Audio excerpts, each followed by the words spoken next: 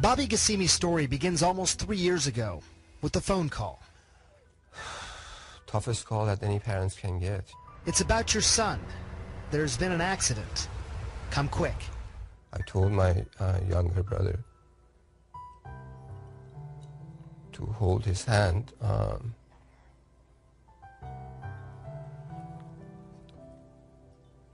until I get there. Bobby's car had careened off a dark and winding road. Paramedics assessed the wreckage. And Bobby. When I'm looking at the reports, they report a Glasgow coma score of 3. A brick or a piece of wood has a Glasgow coma score of 3. It's dead. And somehow the paramedics miraculously managed to revive this kid. This was the scene when his parents finally arrived to Bobby's bedside. He realized that he could be going anytime. There had been so much bleeding within the brain. His skull could not contain the swelling. Every part of his brain was affected. But Peter and Marjan Gassimi shrugged off the horror of their situation to fight. Our motto during the whole time that he was in coma, you fight your way and you come back to us. Little did they know that that fight would link them to the sole survivor of an infamous mining disaster. Tonight, 13 coal miners trapped nearly 2 miles inside a West Virginia mine. A few years before Bobby's car barreled off that road, 13 miners huddled together after an explosion as deadly carbon monoxide crept into the airspace around them.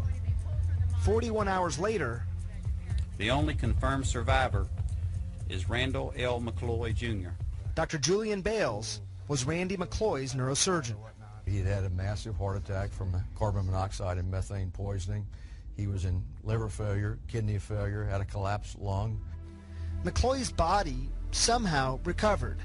The question was, could his brain do the same? Can you quantify the likelihood that someone like a Randall McCloy would recover, that he would have a meaningful neurological recovery? We felt, and I think everything since then supports the fact that it was truly a long shot. But Bales was concocting an unorthodox plan to try and save Randy McCloy's brain. High doses of omega-3 fatty acids, fish oil.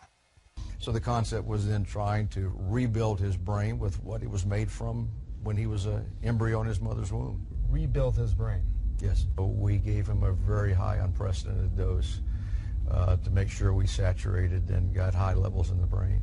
Had that ever been done before, to your knowledge? No, it had not. Bales was going out on a limb, but he had a hunch.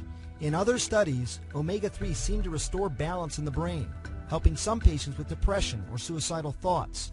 Could an injured brain be similarly restored? And if so, how? If you have a brick wall and it gets damaged, would you want to use bricks to repair the wall? And omega-3 fatty acids are literally the bricks of the cell wall in the brain. During a traumatic brain injury, the brain swells and nerve cells stop communicating and die.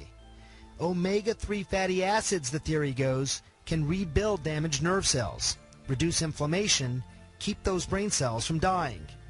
The problem? Few human studies had proven this theory. 10 days after his accident, Bobby Gassimi was still in a coma. If he ever comes out of the coma, we don't know what kind of shape he's going to be in. And it was really hard to hear that, okay, he lived, he survived, and then now what? So they saved his life, but we don't have anything that helps from that point forward. And I would love to have you on the show. Dr. Michael Lewis, a former Army colonel and omega-3 researcher, believes fish oil could be the missing link. But ultimately, we need to get it in the scientific literature by doing the good science and the studies to prove it. After Bobby's accident, he got a desperate call from Peter Gassimi, and after some explaining, asked him, what do you think about the idea of using high-dose fish oil like Julian Bales used with Randy McCloy?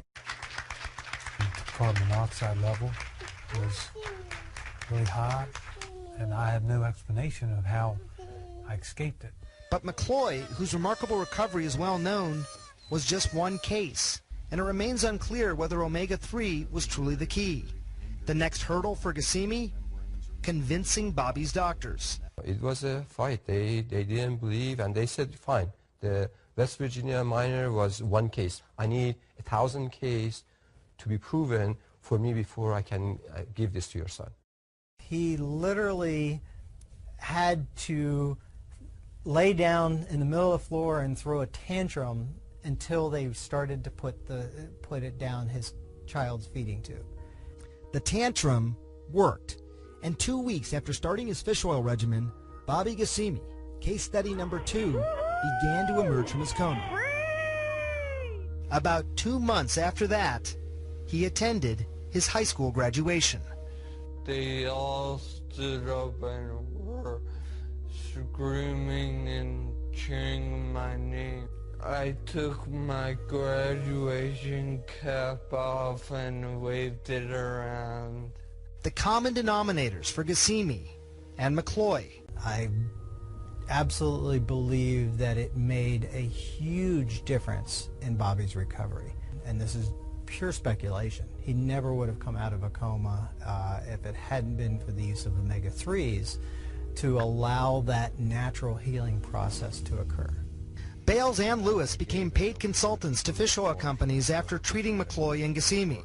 Since then, they have seen omega-3 work in similar cases, and they believe, taken daily, it could form a lubricant, as they call it, against future brain injury. Is this a big deal to you? It is a big deal. There is no known solution. There is no known drug. There's nothing that we have really to offer these sorts of patients.